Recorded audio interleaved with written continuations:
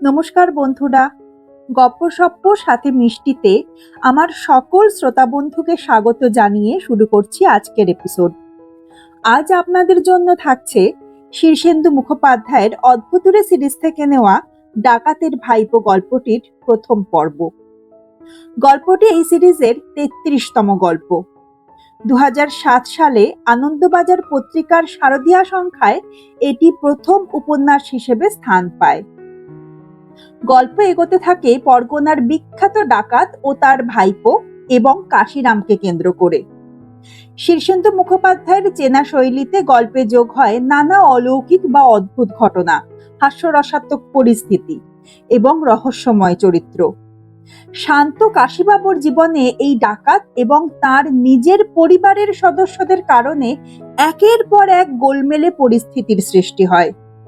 এক কথায় মজাদার জমজমাট একটি গল্প। তাহলে শুরু করা যাক আজকের গল্প পাঠ।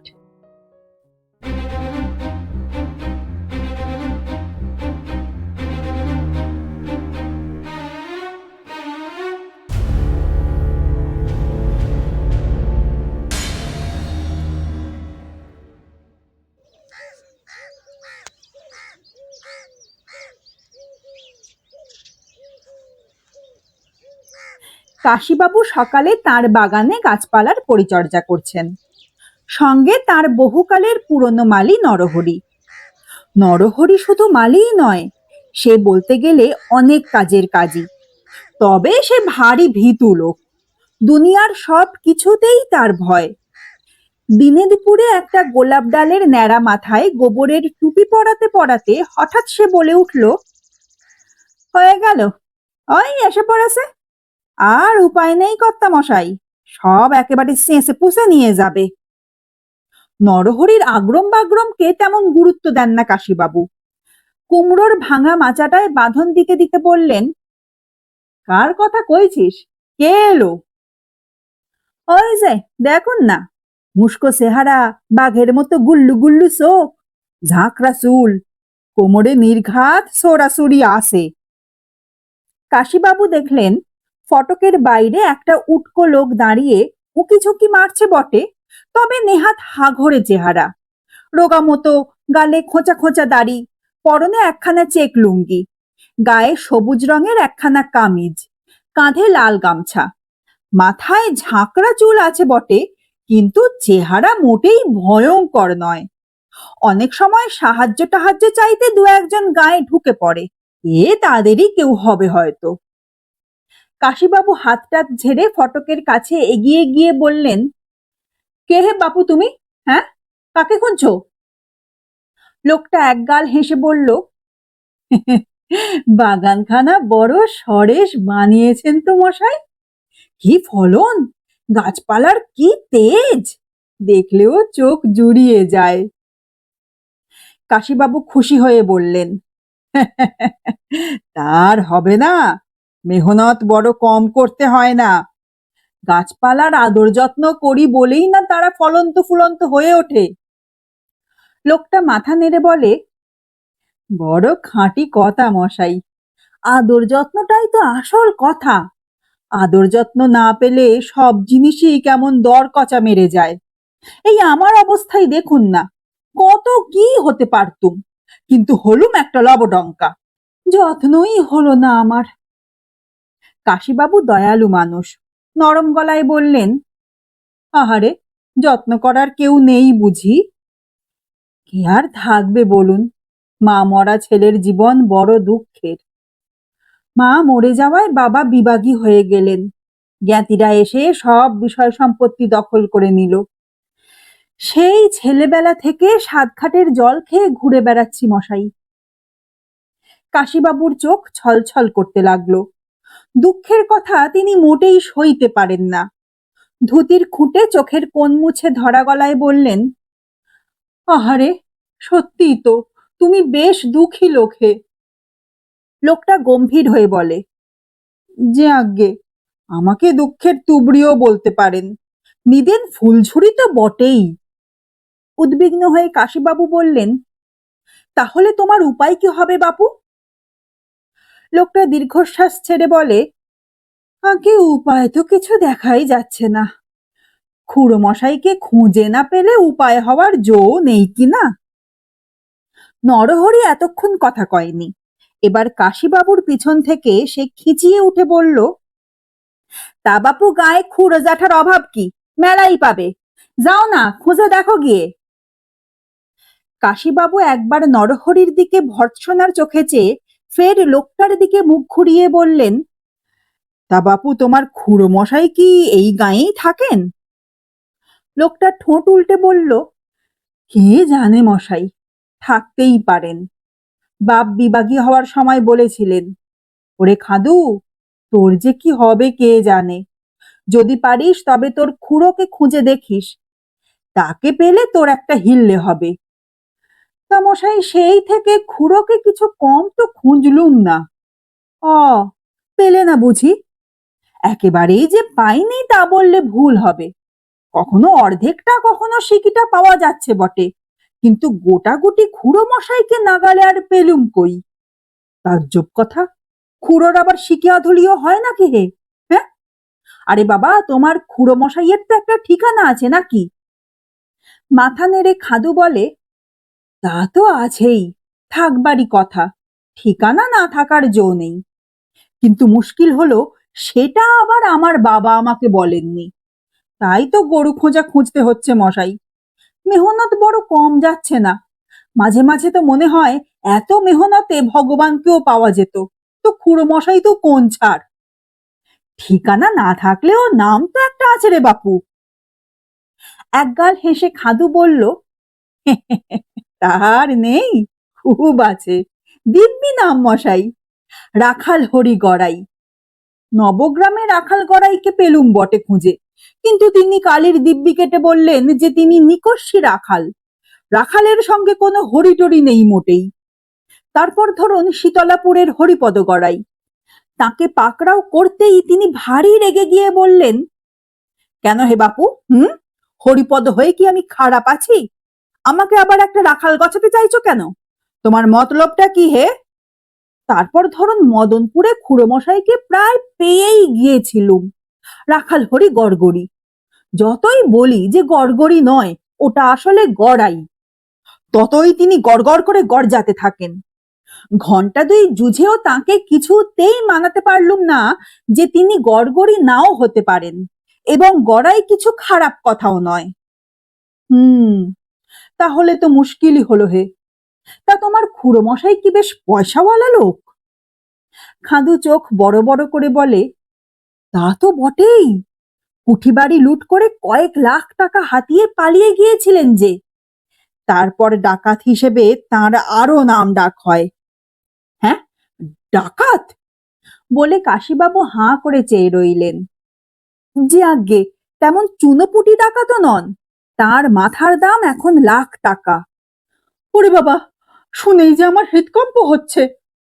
তুমি তো সাংঘাতিক লোক হে। হ্যাঁ, ডাকাতের ভাইপো? আগে ওইটাই তো হয়েছে মুশকিল। ডাকাতের ভাইপো শুনে লোকে বড্ড ঘাবড়ে যায়, অনেকে সন্দেহ করে, ভয় পায়, ঘটিবাটি সব সামলে রাখে। অনেকে তো আবার পুলিশেও খবর দেওয়ার উদ্যোগ করে। কি ফ্যাসাদ বলুন দেখি। আমি মশাই নিতান্তই নিরীহ ধর্মভীরু লোক। খুড়ো মশাই হাতে মাথা কাটেন বটে, কিন্তু আমার তো মশা মাছি মারতেও হাত সরে না। কাশীবাবু গম্ভীর হয়ে বললেন, তাহলে বাপু তুমি বরং অন্য কারোর ভাইপো হলেই ভালো করতে। এই ধরো উকিল, মোক্তার বা ডাক্তার।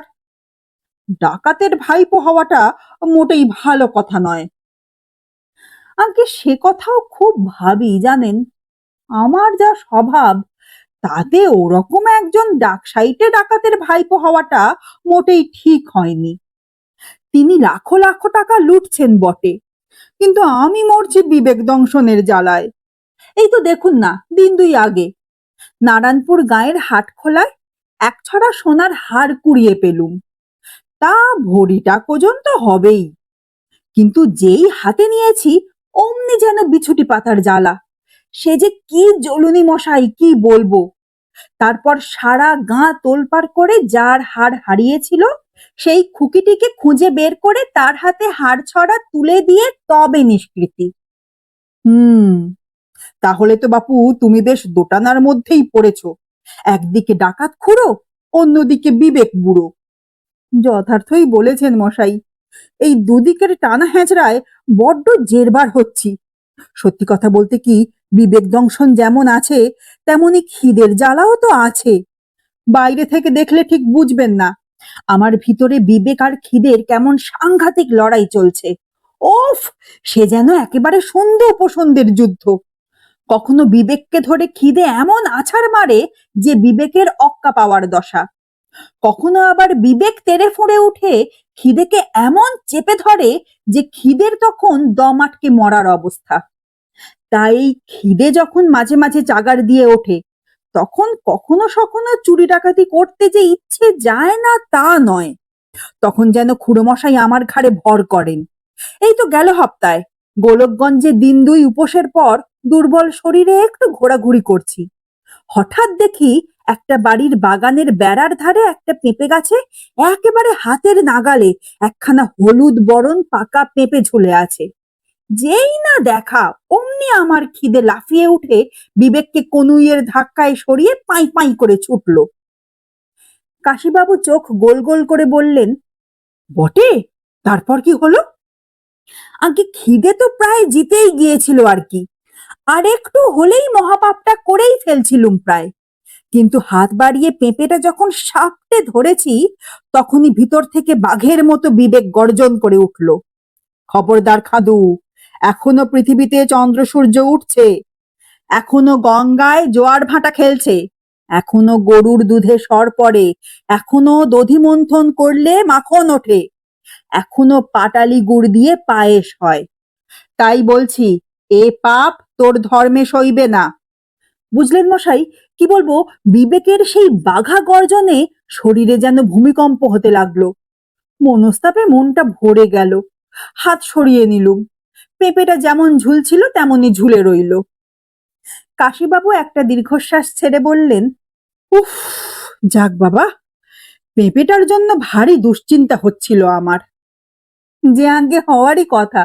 তবে পেঁপে বাঁচলেও এই খাদু গড়াইয়ের যে মরার দশা হয়েছিল মশাই। বিবেকের মার খেয়ে খিদে হার মানলো বটে, কিন্তু আমার পেটে এমন কুই কুই করে ঘুরে বেড়াতে লাগলো, কিছুতেই বাগ মানে না। ধর্ম রাখতে গিয়ে প্রাণ যায় আর কি। আচ্ছা মশাই, এটা কলিযুগ বলেই কি ধর্মভীরু মানুষরাই শুধু কষ্ট পায়, আর পাপি তাপি খুনে গুন্ডারা দিব্যি হেসে খেলে বেড়ায়? তা বাপু, কথাটা তুমি মন্দ বলনি। আমিও শুনেছি কলিযুগে সব উল্টো নিয়ম। আঙ্কে তাই হবে। আচ্ছা মশাই, আপনি কি সধবার দীর্ঘশ্বাস বা ডাকাতের দয়া এসব যাত্রাপালা দেখেছেন? না বাপু, যাত্রা টাত্রা আমি বড় একটা দেখি না। পিছন থেকে নরহরি বলে, আমি দেখেছি, বড্ড ভালো পালা, চোখের জল ধরে রাখা যায় না। খাদু একগাল হেসে বলল, তবেই বুঝুন, এ কলিযুগ না হয়ে যায় না। কাশীবাবু অবাক হয়ে বলেন, কেন বাপু, যাত্রাপালার সঙ্গে কলিযুগের সম্পর্কটা কি? ও মা, বুঝলেন না? ও দুটো পালাই তো আমার খুড়োমশাইকে নিয়ে লেখা। আর শুধু কি পালা, তাকে নিয়ে যে কত গান বাঁধা হয়েছে জানেন? কেন শোনেননি? সেই যে, মিছেই করো দৌড়া দৌড়ি, হাতে নিয়ে দরাদরি, পরাবে যে হাত করি হে কোথায় পাবে হাত, বাপের বেটা রাখাল হরি, তারই দয়ায় বাঁচি মরি, তার হাঁকে ডাকে দাপে খাপে সবাই কুপোকাত হবে, সবাই কুপোকাত। শোনেননি? না হে বাপু। নরহরি বলল, আমি শুনেছি। খাদু দেঁতো হাসি হেসে বলে, তবেই বুঝুন, কলিযুগে পাপি তাপিরা কেমন তোফা আছে। খুন খারাপি লুটমার করে দোহাত্তা কামাচ্ছে, তার উপর আবার তাদের নিয়ে পালা হচ্ছে, গান বাঁধা হচ্ছে। এসব কি অশৈলী কাণ্ড নয় মশাই? হ্যাঁ, তা তো বটেই। আর এই আমাকেই দেখুন, গোবেচারা ধর্মভীরু মানুষ, কারো সাথেও নেই পাঁচেও নেই। খুন জখম চুরি ডাকাতির ছায়াও মারাই না। তা কে দাম দিচ্ছে বলুন? সেই সাত সকালে বিষ্ণুপুর গ্রাম থেকে হাঁটা দিয়ে 3 মাইল ঠেঙিয়ে আসছি। খিদের চোটে পেট একেবারে খোঁদল হয়ে আছে, তেষ্টায় বুক অবধি ঝামা। তবু কোনো ভালো মানুষ কি একবারও ডেকে বলল, ওরে বাপু খাদু, আয় বাবা, এই ঠান্ডার সকালটাতে এক পাত্তর গরম চা আর দুখানা বাসি রুটি খেয়ে আত্মারামটা একটু ঠান্ডা কর বাবা। কিন্তু মশাই, আজ যদি আমার শ্রদ্ধাস্পদ খুড়ো মশাই রাখাল হরি গড়াই হাতে একখানা রামদা বাগিয়ে এসে দাঁড়াতেন, তাহলে দেখতেন খাতির কাকে বলে। এতক্ষণে গরম গরম ফুলকো লুচি আর মোহনভোগ, সঙ্গে রসগোল্লা পান্তা আর গাদি লেগে যেত। গা ঝেঁটিয়ে পিলপিল করে লোক ধেয়ে আসতো একবার চোখের দেখা দেখতে। কাশীবাবু তটস্থ হয়ে লজ্জিত মুখে বললেন, আহা, তুমি চা রুটি খেতে চাও? তা সে কথা আগে বলতে হয় তো, খিদে তেষ্টা কার নেই বলো। পিছন থেকে নরহরি একটু গলা খাঁকারি দিয়ে চাপা স্বরে বলল, কর্তা, খাল কেটে কুমির আনছেন কিন্তু, এ লোক মোটেই সুবিধের নয়। কেমন চোরসোর চেহারা দেখছেন না, তার উপর আবার ডাকাতের ভাইপো। ডাকাতের ভাইপোরা কিন্তু ভালো লোক হয় না। কাশীবাবু মুখ ফিরিয়ে ভ্রু কুঁচকে বিরক্ত গলায় বললেন, তুই কটা ডাকাতের ভাইপো দেখেছিস? কেন, আমাদের কেষ্টপুরের পটল দাস? আমার বুড়ি ঠাকুরমা সারা সকাল কত কষ্ট করে গোবর কুড়িয়ে এনে ঘুঁটে দিতেন, আর বেবাক ঘুঁটে চুরি করে নিয়ে যেত ওই পটলা। মুদির দোকানে বাকি ফেলে জন্মে শোধ দিত না। আর নরেনবাবুর পোষা বিড়ালটা একখানা মাছের কাঁটা চুরি করেছিল বলে কি ঠ্যাঙার বাড়িটাই না মারলো। এই পটলা হলো কালু ডাকাতের সাক্ষাৎ ভাগ্নে। তবে ভাইপো আর ভাগ্নে কি এক হলো? তুই যে মুড়ি আর মিছরির একদর করে ফেললি রে। কালিয়া আর কোপ্তা কি আর এক জিনিস রে বাপু? হ্যাঁ, ব্যাট বল আর বটম ব্যালে কি কোনো তফাৎ নেই? কিন্তু তোকে বলে আর কি লাভ, তুই তো সেদিনও সিন্নি খেয়ে বললি পায়েসটা বড় জম্পেশ হয়েছে। ভাগ্নে আর ভাইপোর তফাৎ তুই কি বুঝবি? আগে ভাগ্নে পছন্দ না হলে হাতের কাছে ভাইপো তো মজুত রয়েছে। আমাদের গায়ের গিরিধারীর কথাই ধরুন না। গিরিধারী হচ্ছে যেমন ষণ্ডা তেমনই গুন্ডা। তার অত্যাচারে কত লোক যে গা সেরেছে তার ইয়ত্তা নেই। একে ধাই করে ঘুষি মারছে, তাকে ঠাস করে চড় মারছে। রামহরি কোবরেজের চুল ধরে এমন টান মারলো যে চুলের গোড়া শুদ্ধ উঠে আসার কথা। তা ভাগ্যিস রামহরি কোবরেজ পরশুলো পড়তো, তাই পরশুলার উপর দিয়েই গেল। রামহরির যে টাক ছিল তা কেউ জানতো না। পরশুলা খসে যাওয়ায় জানাজানি হতে রামহরিও লজ্জায় গা ছেড়ে বেবাগী হয়ে গেল। তা সেই গিরিধারী হলো নবকেষ্ট চোরের সাক্ষাৎ ভাইপো। চোর বলে নাক সিটকলেন কাশীবাবু। তারপর বিরক্তির সঙ্গে বললেন, তোর বড্ড ছোট নজর। কথা হচ্ছে ডাকাতের ভাইপো নিয়ে তুই ফট করে চোরের ভাইপো এনে ফেললি। ওরে আদার সঙ্গে কি কাঁচকলা মেলে নাকি আমের দরে আমরা বিকোয়? এই সময়ে হঠাৎ একটা বাজখাই গলা সবাইকে চমকে দিয়ে বলে উঠল, আই, কি নিয়ে এত কথা হচ্ছে রে? গন্ডগোলটা কিসের? কাশিরাম বাবুর বাবা নসিরামের চেহারাখানা দেখবার মতোই। 6 ফুট লম্বা, বিশাল কাঁধ, মুগুরের মতো দুখানা হাত, প্রকাণ্ড তাগড়াই গোঁফ, মাথায় সিংহের কেশরের মতো কাঁচা পাকা ঝাঁকড়া চুল। এখনো রোজ ডন বৈঠক করেন, ডাম্বেল বারবেল করেন, মুগুর ভাঁজেন, সাথে প্রাতভ্রমণ সান্ধ্যভ্রমণ তো আছেই। এইমাত্র মাইল 5 প্রাতভ্রমণ করে ফিরলেন। গায়ে পুরো দস্তুর মিলিটারি পোশাক, পায়ে ভারী মিলিটারি বুট। এক সময় যে মিলিটারিতে ছিলেন সেটাই সবাইকে সব সময় সমঝে দেন আর কি।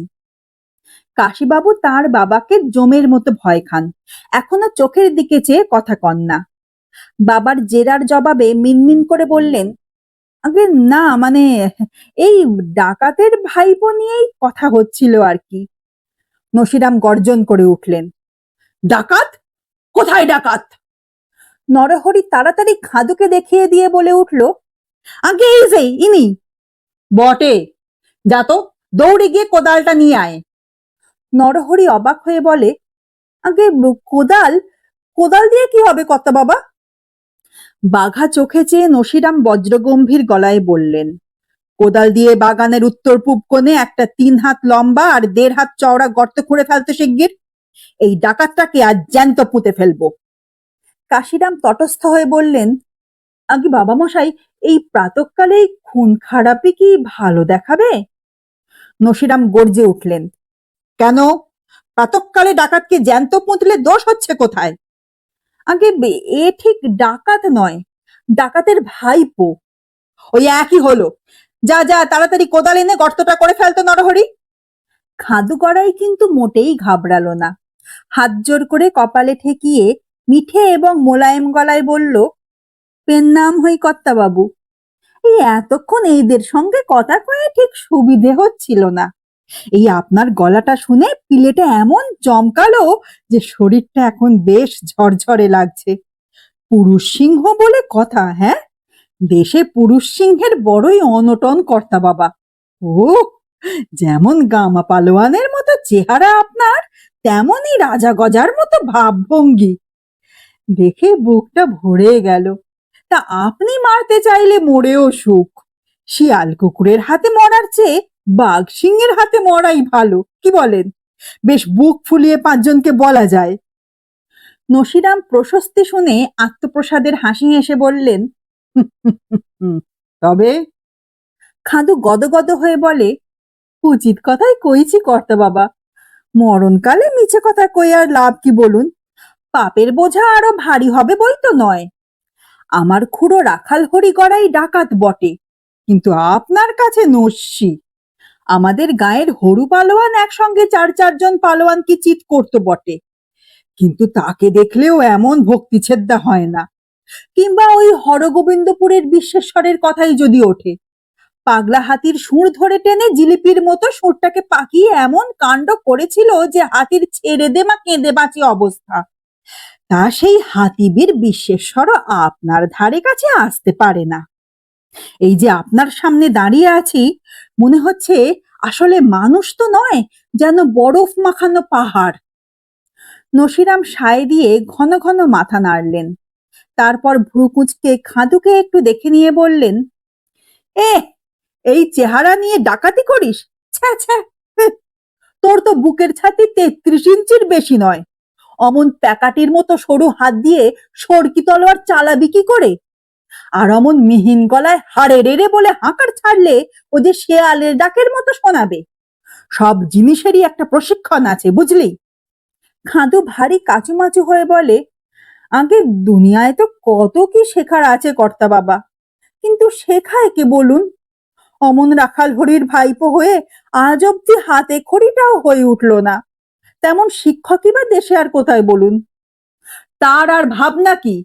আমার কাছে থাক, ২ মাসে তৈরি করে দেব। খাদু তাড়াতাড়ি নসিরামের পায়ের ধুলো নিয়ে জিভে আর মাথায় ঠেকালো।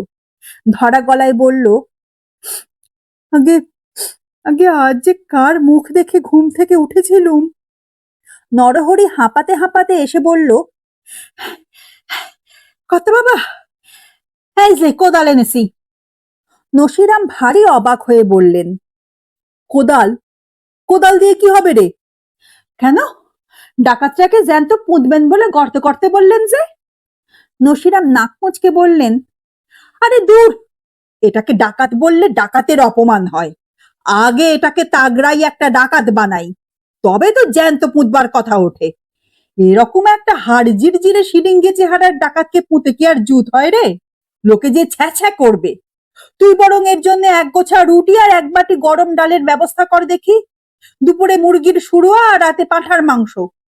আর লাঠি সরকি বল্লম গুলো বের করে ঘষে মেজে সাফ করতো। আজ থেকেই এর ট্রেনিং শুরু। এই বলে খাদুর নড়া ধরে টেনে হনহন করে বাড়িতে ঢুকে গেলেন নসিরাম। বাক্যহারা হয়ে কাশীবাবু আর নরহরি হাঁ করে চেয়ে রইলেন।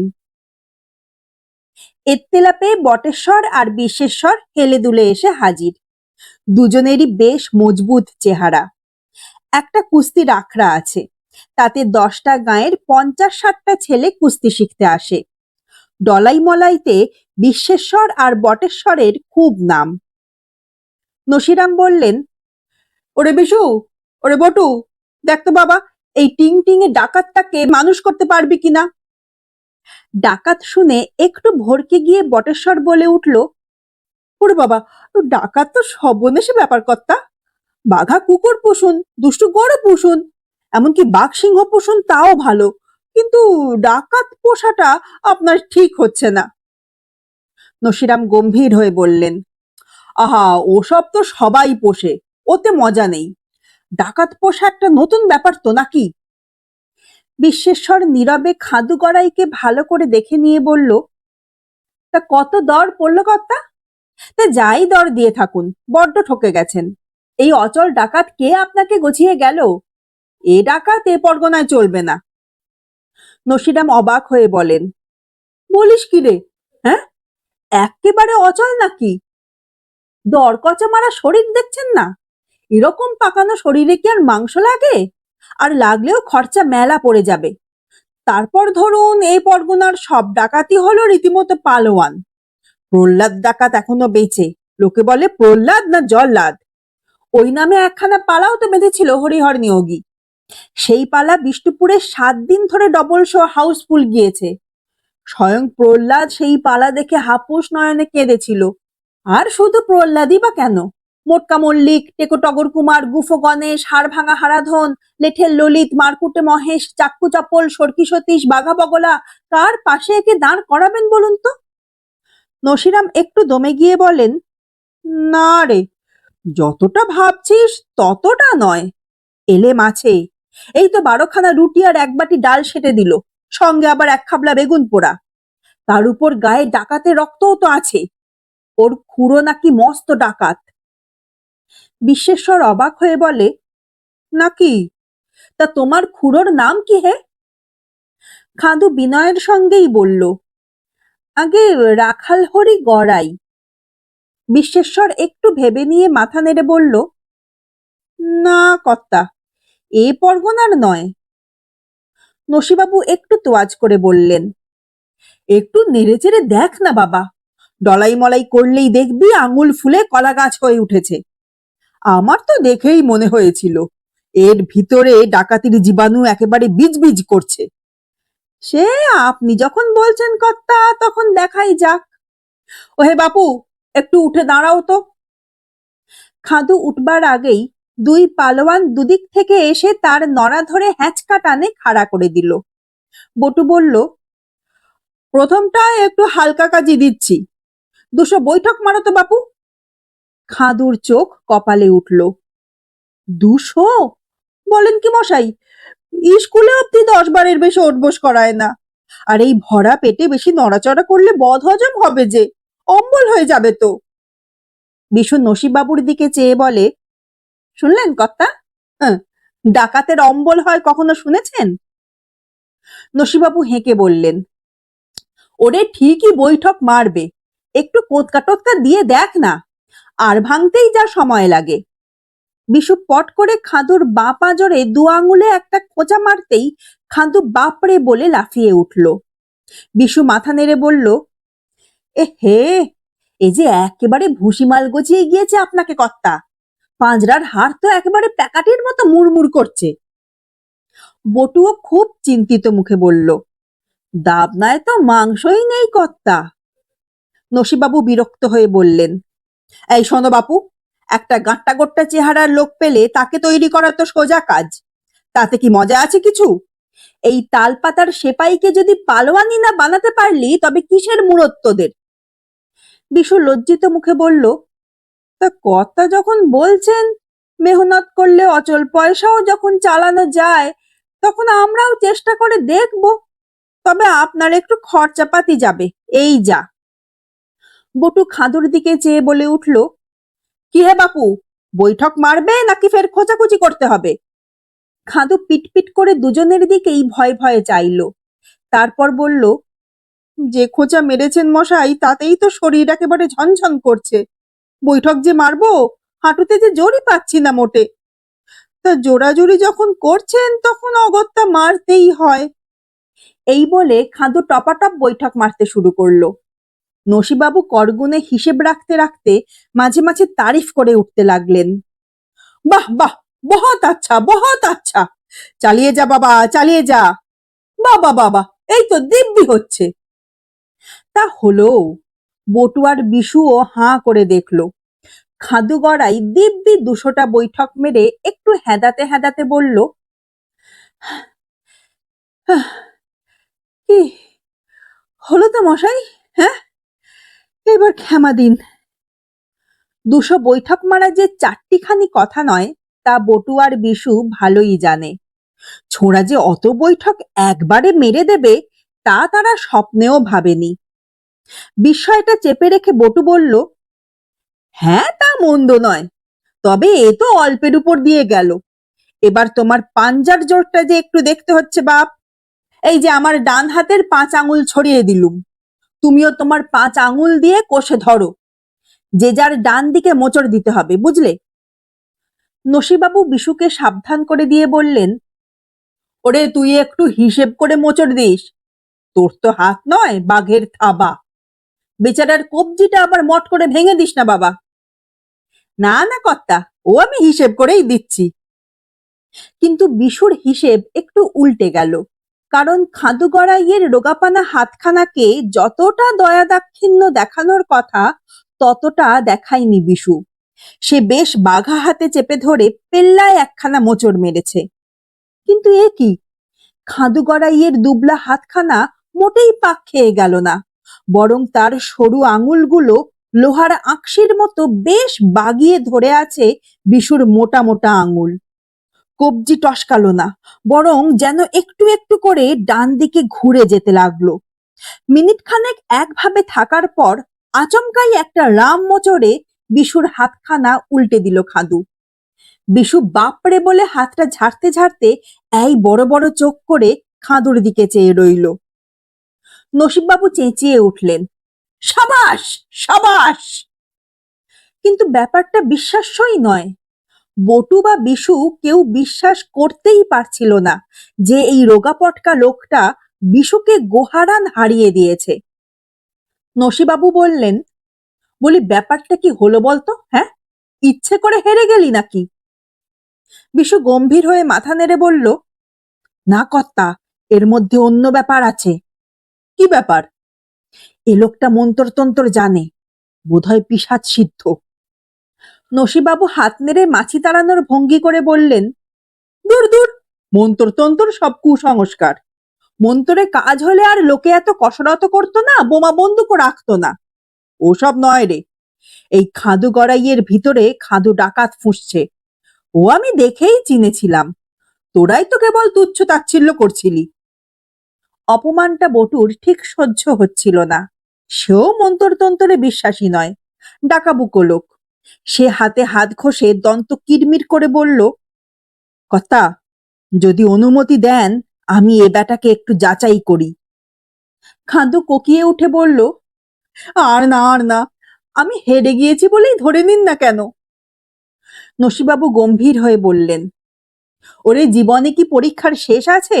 সীতার অগ্নি পরীক্ষার পরও কি বনবাস হয়নি? হারার আগেই হেরে যাবি কেন? তোর রক্তে যে এক ডাকু হাঁক ডাক করছে, শুনতে পাস না আহাম্মক? যা, এটাকেও হারিয়ে দে। বটু বলল, শোনো বাপু, এবার আর পাঞ্জার লড়াই নয়, আমরা দুজনেই দুজনকে চেপে ধরবো। যে চেপে অন্যের দম বের করে দিতে পারবে তার জিত, বুঝলে? খাদু কাঁদো কাঁদো হয়ে বলে, বুঝেছি। আজ বুঝি আমার আর প্রাণ রক্ষা হলো না। অপঘাতে মরলে যে কি গতি হবে কে জানে। নসিববাবু সান্ত্বনা দিয়ে বললেন, ওরে গতি নিয়ে ভাবিসনি, নিতান্তই যদি মরিস তবে তোর বৃষৎসর্গ শ্রাদ্ধ করব, দ্বাদশ ব্রাহ্মণ ভোজন করাবো, চাষ তো গয়ায় গিয়ে পিণ্ডিও দিয়ে আসবো খন। সে এমন শ্রাদ্ধ হবে যে তার ঠেলায় একেবারে স্বর্গের সিংহ দরজায় গিয়ে মুখ থুবড়ে পড়বি, দেখে নিস।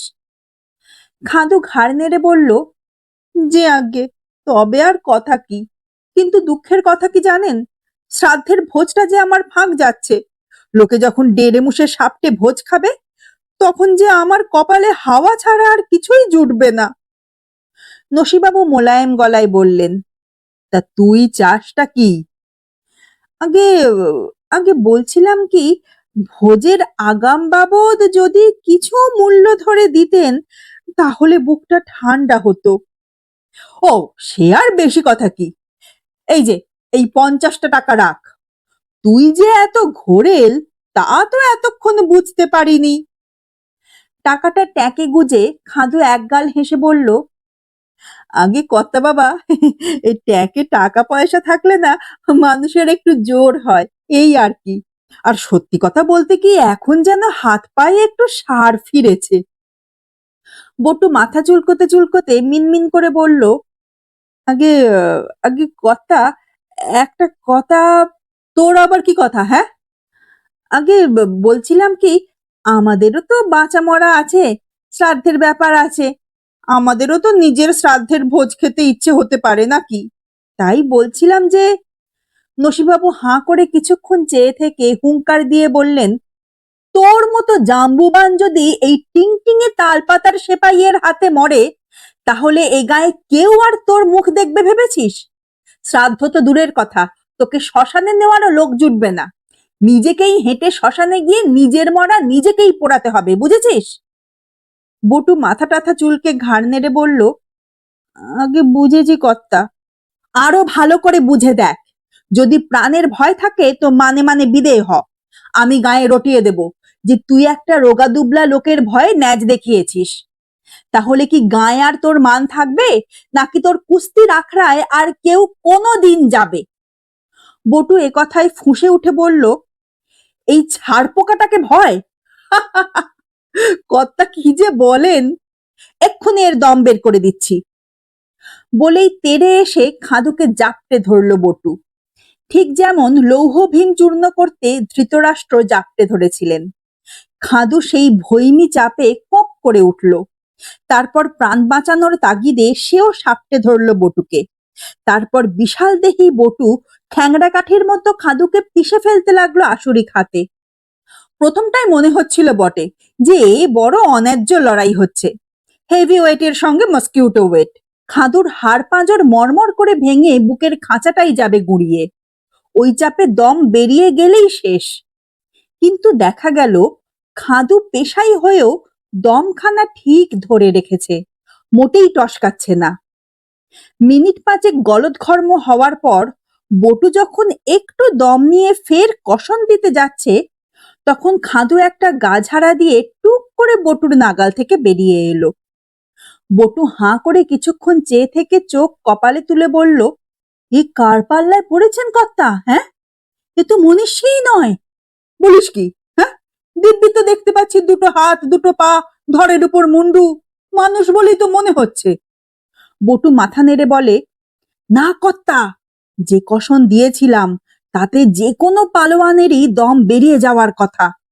কিন্তু এই যেন পাকাল মাছ, কেমন পিছলে বেরিয়ে গেল দেখলেন না? মনীষী হলে পারতো, মানুষ নয়। তাহলে কি ভূত? বটু ফের মাথা নাড়া দিয়ে বলে, তা জানি না কর্তা, বরং একবার পালানো ঝাঁকে ডেকে একটু যাচাই করে নেবেন। পেন্নাম হই কর্তা, আমরা তাহলে আসি। যেন বেশ একটু তাড়াহুড়ো করেই বটেশ্বর আর বিশ্বেশ্বর চলে গেল। নসিবাবু আপন মনেই মাথা নেড়ে বললেন, অপদার্থ অপদার্থ, ডিসিপ্লিন নেই, ফিটনেস নেই, দিনরাত গোগ্রাসে খেয়ে খেয়ে চর্বির পাহাড় বানিয়েছে, আর বলে কিনা ভূত। ওরে ও খাদু, তোরও কি মনে হয় যে তুই ভূত? খাদু উবু হয়ে মাটিতে বসা, জুলজুল করে চেয়ে বলে, আগে তাও হয় কর্তা বাবা, যখন বাঁচা মরার তফাৎ করতে পারি না, তখন মাঝে মাঝে মনে হয় মরেই গিয়েছি বুঝি। হাত পা দেহ সব যেন বায়ুপুত বলে টের পাই। তখন নিজেকে ভারী ভয়ও হয় আমার। বটে, যে আগে কর্তা বাবা, এই যে একটু আগে যখন গরম গরম ডাল আর বেগুন পোড়া দিয়ে রুটি স্বাদ করছি, তখন দিব্যি মানুষ মানুষ লাগছিল নিজেকে, যেন দিব্যি বেঁচে পড়তে আছি। কিন্তু যখন দানা পানি না জোটে আর মাইলের পর মাইল ঠেঙাতে হয়, তখনই বোধহয় একটু একটু ভূত ভূত ভাবও আসে। তা কর্তা বাবা, এখান থেকে নীলপুরের জঙ্গলটা কদ্দূর হবে? ভ্রু কুঁচকে নসিবাবু বললেন, নীলপুরের জঙ্গল? সে তো মোটেই ভালো জায়গা নয়। ও জঙ্গলের তো খুব বদনাম। কেন, নীলপুরের জঙ্গল দিয়ে তোর কি কাজ? আগে একটা পাকা খবর আছে কর্তা বাবা, আমার খুড়ো মশাই সেখানেই হালে থানা গেড়েছেন। বয়স হয়েছে তো, ইদানিং নাকি খাদু খাদু বলে কান্নাকাটিও করেন খুব। তা কাঁদারই কথা, তার তো আর আমি ছাড়া তিন কুলে কেউ নেই। লাখো লাখো টাকা পয়সা গয়নাগাটি সব বস্তাবন্দি হয়ে পড়ে আছে, সেগুলোর কি গতি হবে বলুন তো? নসিবাবু ভারী চিন্তিত হয়ে বললেন, হুম, বড্ড মুশকিলে ফেললি। বেশি টাকা পয়সা হাতে পেলে লোকে কুঁড়ে হয়ে যায়, কাজে কর্মে তখন আর মন দেয় না। আমি যে তোকে একটা চৌখস ডাকাত বানাতে চেয়েছিলুম, যাতে পরগনার সব কটা ডাকাত ঢিঠ থাকে। রোজ সকাল থেকেই দ্বিজপদর ঘরে লোকের ভিড়। সে একাধারে এই গাঁয়ের ইঞ্জিনিয়ার, সায়েন্টিস্ট, ডাক্তার, দার্শনিক, ভবিষ্যৎ বক্তা, ডিটেকটিভ এবং পরামর্শদাতা। সে ম্যাজিক জানে, কুংফু ক্যারাটে জানে, লাঠি বা তলোয়ারও চালাতে পারে বলে শোনা যায়। একটা লোকের মধ্যে এত গুণ থাকায় গাঁয়ের লোকের বড্ড সুবিধে হয়েছে। আজ সকালেই গোবিন্দবাবু তাঁর অচল ঘড়ি, সরলবাবু তাঁর ট্রানজিস্টার রেডিও, ফুচুবাবুর মেয়ে শিউলি তার মুন্ডু খসা ডল পুতুল, রমেশবাবু তাঁর চশমার ভাঙা ডাঁটি আর ধীরেনবাবু তাঁর টেপ রেকর্ডার সারিয়ে নিয়ে গেলেন। এখন হারাধন তার হারানো গরুর সন্ধান, গোবর্ধন বাবু তার পুরনো আমাশার ওষুধ, বিপুল বাবু তার মেয়ের কোষ্ঠী বিচার, নব আর শ্রীপতি তাদের পুরনো ঝগড়ার মীমাংসার জন্য বসে আছে। দ্বিজপদর বয়স বেশি নয়, 27-28-এর মধ্যেই। ইতিমধ্যেই আশেপাশের 10-12টা গাঁয়ে তার খ্যাতি ছড়িয়ে পড়ায় দিন দিন তার খদ্দের বাড়ছে। সকালের দিকটায় তার দম ফেলার সময় থাকে না। তার অ্যাসিস্ট্যান্ট হরিমাধব করাত হাতের ছেলে। সাক্ষাৎ প্রার্থীদের সে বারান্দায় চেয়ারে বসিয়ে রাখে, একে একে ঢুকতে দেয়। তবে ভিআইপি হলে অন্য কথা। এই যেমন কাশীবাবু, তাঁরা এই গাঁয়ের 3 নম্বর ভিআইপি। নবদ্বীপ সরকার আর কুলতাকান্ত রায়ের ঠিক পরেই। হওয়ারই কথা। কাশীবাবুর দাদু শশীবাবু রিটায়ার্ড দারোগা, বাবা নসীবাবু প্রাক্তন মিলিটারি। কাশীবাবু তেমন কিছু হতে না পারলেও ওকালতি পাস। তাই কাশীবাবুকে আটকালো না হরিমাধব, বরং দেতো হাসি হেসে বলল, ভালো তো কাকু? গম্ভীর একটা হু দিয়ে কাশীবাবু ঘরে ঢুকে পড়লেন। ওহে দ্বিজপদ, একটা বড় মুশকিলে পড়া গিয়েছে। দ্বিজপদ খুব মন দিয়ে নবগ্রামের খগেন তপাদারের বাপ কেলে গাদা বন্দুকটার ঘোড়া সারাচ্ছিল। মুখ না তুলেই বলল, খাদু গড়াই তো? কাশীবাবু অবাক হয়ে বললেন, তুমি কি করে জানলে? সে আর শক্ত কি, একটু আগেই বটু আর বিশু এসেছিল, তারাই বলে গেল। বিশুর বিশ্বাস খাদু গড়াই পিশাচ সিদ্ধ, আর বটুর ধারণা ভূত। তা ওই রকমই কিছু হবে বোধহয়। বাবা মশাইকে তো প্রায় হিপনোটাইজ করে ফেলেছে। আর সবচেয়ে বড় কথা, সে একজন ভয়ঙ্কর ডাকাতের ভাইপো। যান, হয়ে গিয়েছে। বলে বন্দুকটা খগেন তপাদারের হাতে দিয়ে তাকে বিদেয় করে একটা ন্যাকড়ায় হাতের কালি মুছতে মুছতে দ্বিজপদ বলল, হ্যাঁ, সেও শুনেছি। রাখাল হরি গড়াই? হ্যাঁ, সে নাকি মস্ত ডাকাত। দ্বিজপদ একটু গম্ভীর হয়ে বলল, তা খুব একটা ভুল শোনেননি কাশিদা। রাখাল হরি এ তল্লাটের লোক নয় ঠিকই, তবে সম্প্রতি নীলপুরের জঙ্গলে এসে থানা গেড়েছে। সে এমনই ভয়ঙ্কর যে কানাই দারোগার অবধি ঘুম ছুটে গেছে। এই তো পরশুদিন দারোগা বাবু এসে খুব দুঃখ করে গেলেন। বললেন, বুঝলে দ্বিজপদ, খিদে হচ্ছে না, পেটে বায়ুর প্রকোপটাও বেড়েছে, প্রেশারটাও হাই, ঘন ঘন বাথরুম পাচ্ছে। কাশীবাবু কাঁদো কাঁদো হয়ে বললেন, ওসব যে আমারও হচ্ছে হে দ্বিজপদ। সকাল বেলাটায় বেশ ছিলুম জানো, কিন্তু এখন না বড্ড কাহিল লাগছে। আচ্ছা, আপনার ওসব হতে যাবে কেন কাশিদা? হ্যাঁ, আপনার নামে তো আর রাখাল হরির নোটিশ দেয়নি। কাশীবাবু অবাক হয়ে বলেন, নোটিশ? কিসের নোটিশ?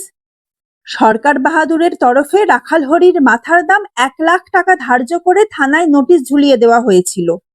রাখাল হরি তার পাশেই পাল্টা নোটিশ ঝুলিয়ে দিয়ে গিয়েছে, দারোগার মাথার দাম সে 2 লাখ টাকা দেবে। হ্যাঁ, বলো কি?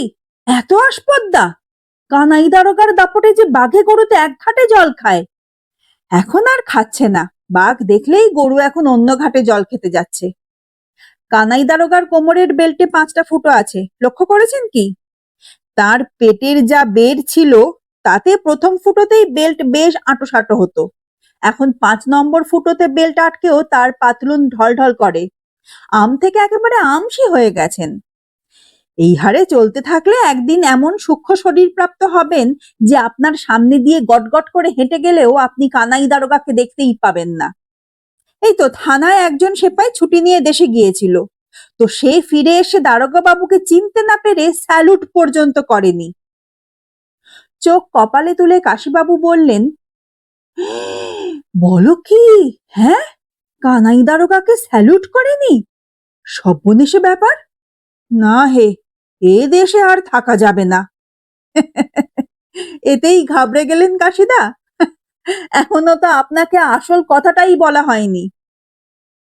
কাশীবাবু কাহিল মুখে বললেন, এরপর আর কি কথা থাকতে পারে বলতো?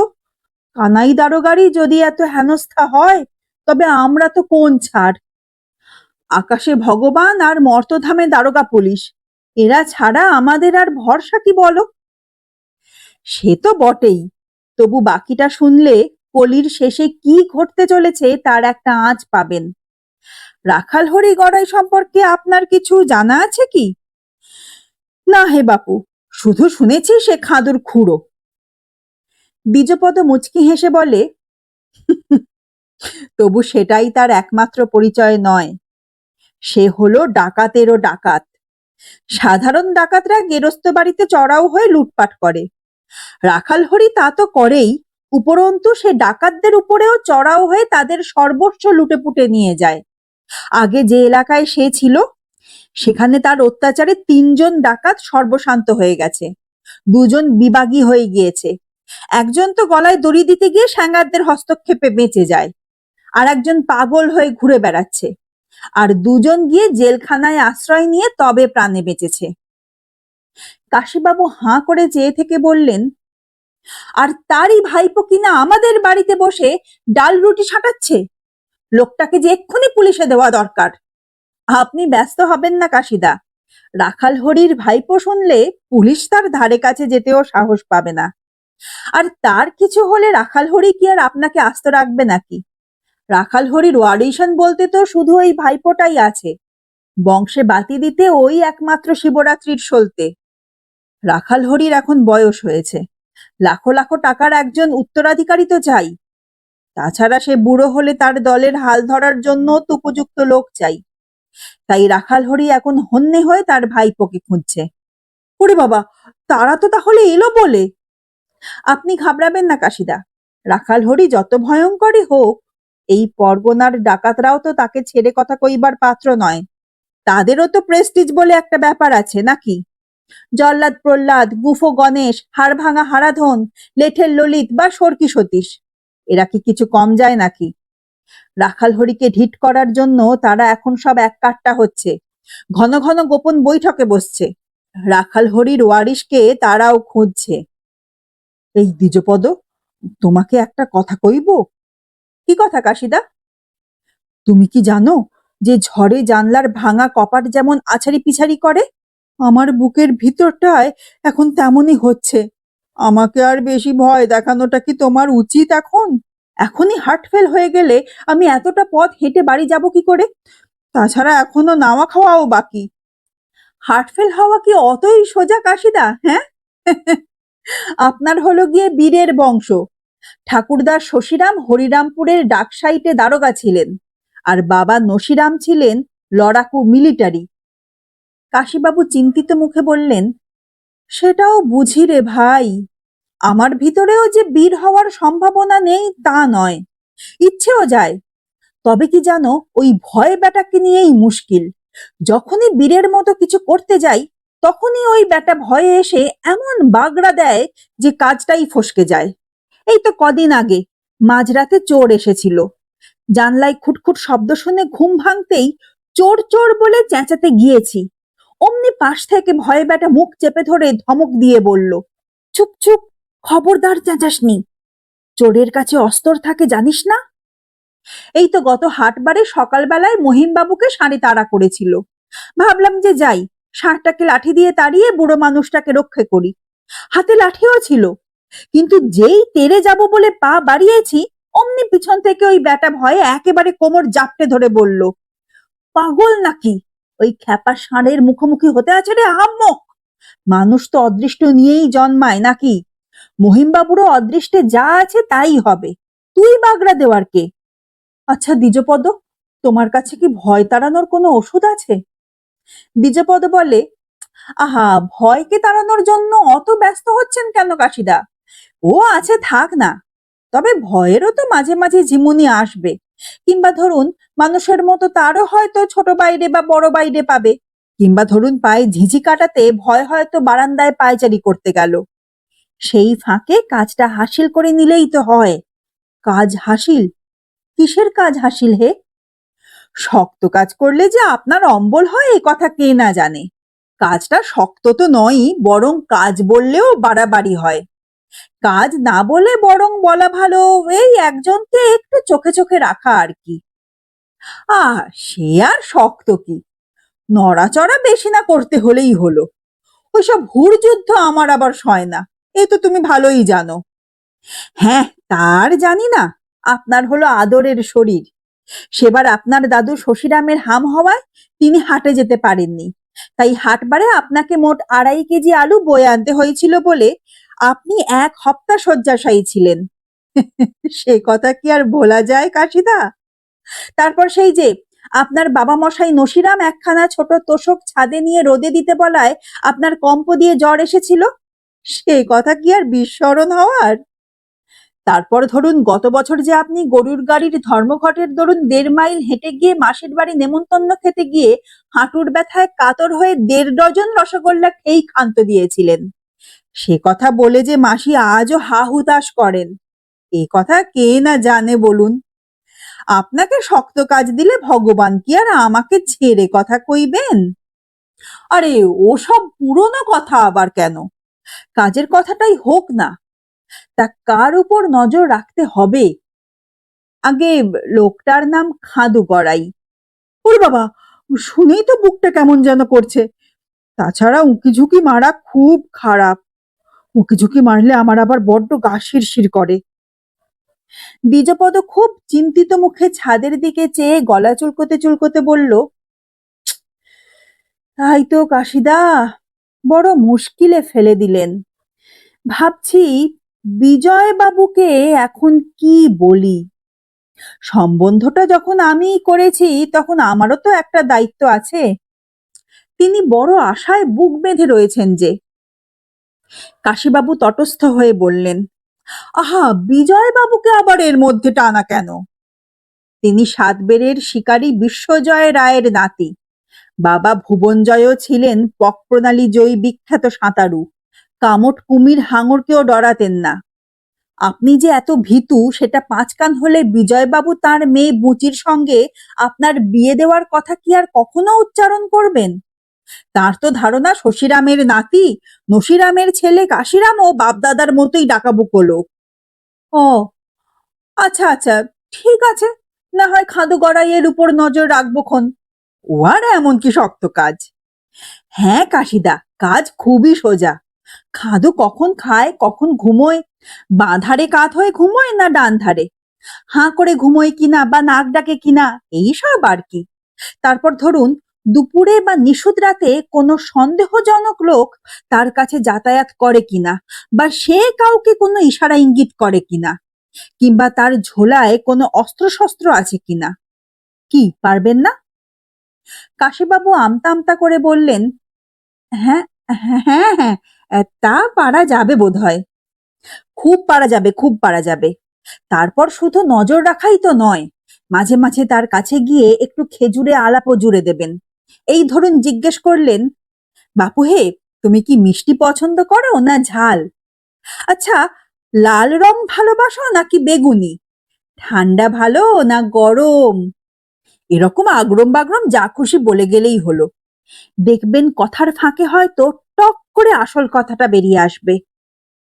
কাশীবাবুর মুখ শুকিয়ে গিয়েছে, জিভ দিয়ে ঠোঁট চেটে নিয়ে বললেন, হ্যাঁ মানে সে তো বুঝলুম, কিন্তু আসল কথাটা কি?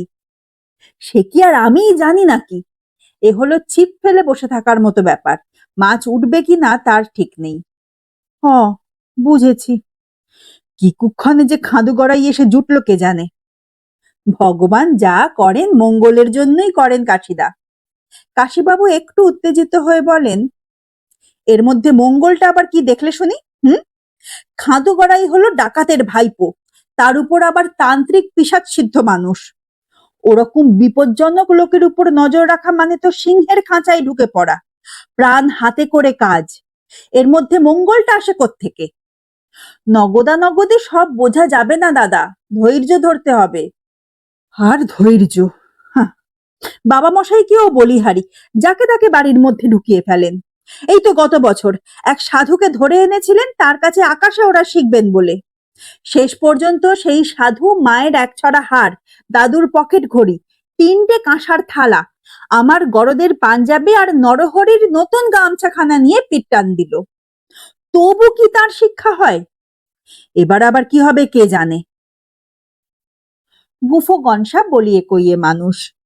বক্তৃতার শেষ দিকটায় সে আক্ষেপ করে বলল, ভালো কোচিং এর অভাবেই আমরা এইসব অনুপ্রবেশকারী লুঠেরাদের সঙ্গে এঁটে উঠতে পারছি না। আমাদের প্রতিভা তো কিছু কম নেই, সাহস বা সংযমেরও অভাব নেই। ভালো ফরেন কোচ পেলে আমরা এলাকায় এখনো আধিপত্য করতে পারি। হ্যাঁ, আর দরকার হলো অত্যাধুনিক অস্ত্রশস্ত্র আর ভালো নেটওয়ার্ক। মারকুটে মহেশ ঝাঁকি মেরে উঠে দাঁড়িয়ে বলল, ফরেন কোচের কোনো দরকার নেই। আমার গুরু জটা বাবা কি খারাপ করছিল নাকি? এমন মুষ্টিযোগ এত প্যাঁচ পয়জার জানতো যে লোকে নামই দিয়েছিল জাদুকর জটাই। ভারতীয় যোগবিদ্যাই হচ্ছে সর্বশ্রেষ্ঠ।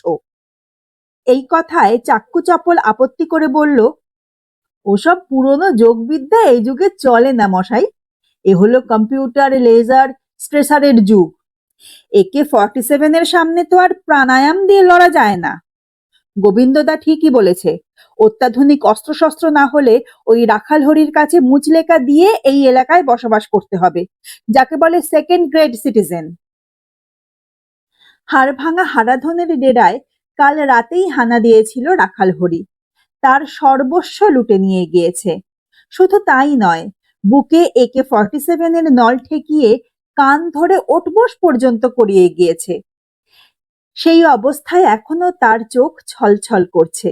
সে উঠে দাঁড়িয়ে দুঃখ ভারাক্রান্ত গলায় বলল, আমি যদিও সনাতন পন্থাতেই বিশ্বাস করি এবং জানি আমাদের শিক্ষক ও ওস্তাদরা নানা গুপ্তবিদ্যায় পারদর্শী ছিলেন, তবু কথা স্বীকার করতেই হবে যে রাখাল হরির বিদেশের ট্রেনিং থাকায় তার সঙ্গে আমি পেরে উঠিনি।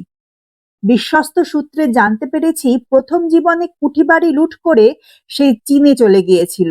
সেখানে কয়েক বছর চীনা কোচের কাছে প্রশিক্ষণ পায়।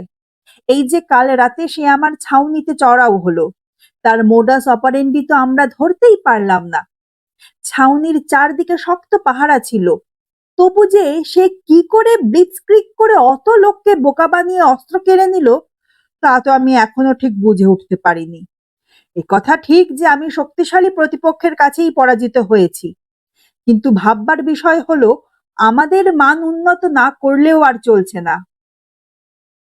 জঙ্গলের পাশেই নদী। নদীর ধারের বালির চরে বড় বড় উনুনে বিরিয়ানি আর মাংস রান্না হচ্ছে, সঙ্গে স্যালাড, পাঁপড় ভাজা, দই আর মিষ্টি। ভোজ দিচ্ছে প্রহ্লাদ। লেঠের ললিত রান্নার তদারকি সেরে এসে কোমরের গামছায় হাত মুছে বলল, মিটিংয়ে যে সিদ্ধান্ত হবে সেটাই আমরা মেনে নেব বটে, তবু আমার নিজের দুটো কথা আছে। এই হাইটেক অপারেশনের যুগে কাজ করতে গেলে যে ফিটনেস এবং স্কিল দরকার সেটা আমরা কোথায় পাবো? ফরেন কোচ আমাদের স্কিল আর ছক শেখাতে পারে, কিন্তু ফিটনেস ফিটনেস তো আলাদা একটা ব্যাপার। তাই ফট করে বিদেশি কোচিং অ্যাডাপ্ট করাটা ঠিক হবে না। কয়েকটি তরুণ কণ্ঠে তীব্র প্রতিবাদ শোনা গেল। তাদের মুখপাত্র বাঘা বগলা উঠে সদর্পে বলল, ললিতদা এখনো লাঠির মহিমা ভুলতে পারেননি। হ্যাঁ, এই কথা ঠিক যে ভূভারতে ললিতদার মতো লাঠিয়াল নেই, কিন্তু ওকে এখন বুঝতে হবে যে লাঠির যুগ শেষ হয়ে গিয়েছে, এমনকি সনাতন বন্দুক বোমার যুগও আর নেই। আমরা যদি এখনো খোল নলচে না পাল্টাই, তাহলে বারবার বিদেশি টিমের কাছে হার অনিবার্য। ফিটনেস আর স্কিল আমাদের নেই কে বলল? হ্যাঁ, আসল হলো প্র্যাকটিস এবং উপযুক্ত কোচিং। ঐতিহ্য আঁকড়ে পড়ে থাকার দিন শেষ। যুগের সংকেত যদি আপনারা ধরতে না পারেন, তাহলে আমাদের আরো পিছিয়ে পড়তে হবে। এই যে রাখালহরির দাপট এবং আধিপত্যকে আমরা এত ভয় পাচ্ছি, তার কারণ রাখালহরির দলের সবাই অত্যাধুনিক প্রশিক্ষণে শিক্ষিত। তাদের হাতে একেবারে হাল আমলের অটোমেটিক অস্ত্র এবং তাদের স্পিড অভাবনীয়। তাদের অ্যাটাকিং এবিলিটি যেমন সাংঘাতিক, ডিফেন্সও তেমনই মজবুত। এসব তো আর জাদুবিদ্যা নয়, কোচিং এবং প্র্যাকটিসই এর কারণ। সভাপতি মোটকা মল্লিক শান্তশিষ্ট মানুষ, স্বল্পভাষীও বটে। সব শুনে সে এবার বলল, আমরা কিন্তু প্রসঙ্গ থেকে সরে যাচ্ছি। এখন যেটা আশু প্রয়োজন সেটা হলো রাখালহরিকে নিয়ন্ত্রণ করা। সে বিষয়ে প্রহ্লাদদা কিছু বলুন। প্রহ্লাদ নিমিলিত নয়নে বসে এতক্ষণ একটার পর একটা সুগন্ধি জর্দা দেওয়া পান চিবিয়ে যাচ্ছিল। এবার পিক ফেলে গলা খাকারি দিয়ে বলল, দেখা যাচ্ছে আমাদের ভিতরে সবাই স্পষ্ট দুভাগে বিভক্ত। অল্প বয়সীরা আধুনিক প্রশিক্ষণে বিশ্বাসী, আর বয়স্করা সনাতন কর্মপদ্ধতি বদলাতে অনিচ্ছুক। সে যাই হোক, আমরা কোন পন্থা নেব তা সভার শেষে ভোট নিলেই বোঝা যাবে। কিন্তু ফরেন কোচ বা অত্যাধুনিক অস্ত্রশস্ত্র বা প্রশিক্ষণ এসবই সময় সাপেক্ষ ব্যাপার। ততদিন তো আর রাখালহরি বসে থাকবে না। তাই আমাদের এমন কিছু করতে হবে যাতে রাখালহরিকে আপাতত নিয়ন্ত্রণে রাখা যায়। আমার প্রস্তাব আমি আগেই তোমাদের কাছে রেখেছি। রাখালহরির এখন 53 বছর বয়স, সে বিয়ে করেনি, সুতরাং তার ওয়ারিশ নেই। একমাত্র ওয়ারিশ তার ভাইপো ক্ষুদিরাম বা খাঁদু গড়াই। আমাদের আরকাঠিরা খবর এনেছে সে খয়েরগড়ের কাশিরাম রায়ের বাড়িতে এসে থানা গেড়েছে। ভাই সব, এই খাঁদু গড়াই হলো রাখালহরির দুর্বল জায়গা, তার অ্যাকিলিস ছিল। কারণ রাখালহরি তার দলের হাল ধরার জন্য খাঁদুকেই হন্যে হয়ে খুঁজছে। সে খাঁদুর হদিশ পাওয়ার আগেই খাঁদুকে আমাদের হস্তগত করা চাই। তারপর আমরা রাখালহরির উপর যথেষ্ট চাপ সৃষ্টি করার সুযোগ পাব। হিংসাত্মক পদ্ধতির বদলে কূটনৈতিক চালেই আমরা রাখালহরিকে বাগে আনতে চাই। তার ফলে তার সঙ্গে নেগোশিয়েট করার সুবিধেও হবে। ভাইপোকে ফেরত পাওয়ার জন্য আমাদের শর্ত না মেনে তার কোনো উপায় থাকবে না। এ প্রস্তাবে তোমরা রাজি থাকলে হাত তোলো। প্রায় সবাই হাত তুলল। দু একজন ঘুমোচ্ছিল বলে হাত তোলেনি।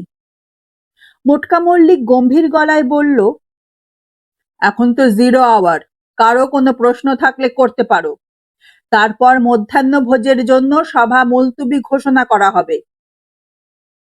সর্কি সতীশ ছোকরা মানুষ, স্কুলে জ্যাভেলিন থ্রোতে খুব নাম ছিল তার। পরবর্তীকালে সে বল্লম ছোড়ায় ওস্তাদ হয়ে ওঠে। সে উঠে বলল, আমার প্রশ্ন হলো, রাখালহরির ল্যাপটপে আমাদের সব স্ট্র্যাটেজি অ্যানালিসিস করা আছে। তার পিয়ারও তো দুর্দান্ত। সেক্ষেত্রে তার ভাইপোকে পণবন্দি করা কি সহজ হবে? আমার তো সন্দেহ হয় আমাদের এই টপ সিক্রেট মিটিংয়েও রাখালহরির এজেন্ট মজুত আছে। এমনও হতে পারে সেই এজেন্ট তার মোবাইল হ্যান্ডসেটে এই মিটিংয়ের সব খবরই তাকে জানিয়ে দিচ্ছে। এ কথায় সভায় একটা প্রবল হইচই উঠল। বাঘা বগলা বজ্রকণ্ঠে বলল, মিটিংয়ের শুরুতেই তো বলে দেওয়া হয়েছিল সবাইকে মোবাইল সুইচ অফ করে রাখতে হবে। কার মোবাইল অন আছে হাত তোলো। কেউই অবশ্য হাত তুলল না। মোটকা মল্লিক মোটা গলায় বলল, এই সাইবার পাইরেসির যুগে সবই সম্ভব, কিন্তু রিস্ক আমাদের নিতেই হবে। কারণ রাখালহরির সঙ্গে টক্কর দিতে হলে সম্মুখ সমরে পেরে ওঠা যাবে না। সে ধূর্ত এবং টেকনিক্যালি অনেক অ্যাডভান্সড। সুতরাং তার ভাইপোকে পণবন্দি করার প্রস্তাবটি অবিলম্বে কার্যকর করতে হবে। লাঞ্চের আগেই আমাদের কমান্ডো বাহিনীর নামের লিস্টটি করে ফেলা দরকার। লাঞ্চের পর সভা সাইনেডাই মুলতবি করে দেওয়া হবে। ধন্যবাদ জ্ঞাপন করতে উঠে প্রহ্লাদ বলল, ভাই সব, আজ এক সংকটের মুখে আমরা যে সংহতির পরিচয় দিয়েছি সেটাই আমাদের ভবিষ্যতের মূলধন। বহিরাগত শত্রু, হানাদার এবং অনুপ্রবেশকারীদের বিরুদ্ধে আত্মরক্ষা করতে হলে এই সংহতি এবং পারস্পরিক সহযোগিতা এবং সমঝোতা বজায় রাখতে হবে। আপনারা সকলেই যে আজ এই প্রাতঃকালীন সভায় মতানৈক্য সরিয়ে এবং গোষ্ঠীদ্বন্দ্ব উপেক্ষা করে যোগ দিতে এসেছেন, তার জন্য আপনাদের অসংখ্য ধন্যবাদ জানাচ্ছি, ইত্যাদি। সভায় প্রবল হাততালি পড়ল। আর ঠিক এই সময়ে বিরিয়ানিতে গোলাপ জল আর কেশর পড়ায় ভারী সুন্দর গন্ধ ছড়িয়ে পড়ল চারদিকে। সভাস্থল থেকে মাইল ৭ দূরে নীলপুরের গভীর জঙ্গলের মধ্যে গোলপাতার একটা বড় ছাউনির ভিতরে হেডফোনটা কান থেকে খুলে রাখলো রাখাল হরি। ৫৩ বছর বয়সেও তার চেহারায় বিন্দু মাত্র মেদ নেই। ছিপছিপে চাবুকের মতো শরীর, রীতিমতো মাস্কুলার হাত পা। ঘরের এক কোণে বসে একজন বেঁটেখাটো লোক কম্পিউটারে একটা মুখের ছবি আঁকার চেষ্টা করছিল। তার দিকে চেয়ে রাখাল হরি বলল, তোর হলো রে কালিকেষ্ট? কালিকেষ্ট মৃদুস্বরে বলল, আগে এই হয়ে এলো বলে, কিন্তু মুশকিল হলো আপনি যখন আপনার ভাইপোকে শেষবার দেখেন তখন তার বয়স ৭-৮ বছর। সে বয়সের চেহারার বিবরণ ধরে তার এখনকার মুখের আদল আন্দাজ করে যা দাঁড়াচ্ছে, তা কি আর আপনার পছন্দ হবে? রাখাল হরি গম্ভীর গলায় বলে, কই দেখি, একটা প্রিন্ট বের করে দেখাতো। কালিকেষ্ট একটা প্রিন্ট নিয়ে এলে রাখাল হরি সেটা দেখে মোটেই পছন্দ করল না।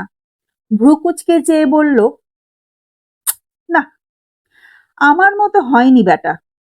মুখে সেই হাড়মাদের ভাবটাই নেই, আর চোখের চাউনিও তো মরা মাছের মতো।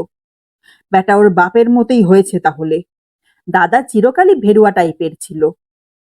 আপনি যদি বলেন তো একটা জম্পেশ গোঁফ লাগিয়ে দিতে পারি। তাতে লাভটা কি? লোকটা তো আর তাতে বদলাবে না। যাকগে, কি আর করা যাবে, শত হলেও রক্তের সম্পর্ক, একেই গড়ে পিটে নিতে হবে আর কি। আগে সে আর বেশি কথা কি, আপনি তো কিলিয়ে কত কাঁঠাল পাকালেন, চোখের সামনেই তো দেখলাম। দেখবেন একদিন এই গোলগাপ্পা ভাইপো একদিন গুন্ডাপ্পা হয়ে উঠবে। একটা দীর্ঘশ্বাস ফেলে রাখাল হরি বলল, আর সময় নেই। মহিষবাথানের জঙ্গলে ওদের মিটিং এর রিলে শুনছিলাম নয়ন দাসের সেলফোন থেকে। ওরা আজই খাদুকে তুলে আনবে। কমান্ডো লিস্ট তৈরি হচ্ছে। তার আগেই যদি খাদুকে সরিয়ে ফেলা না যায় তাহলে মুশকিল।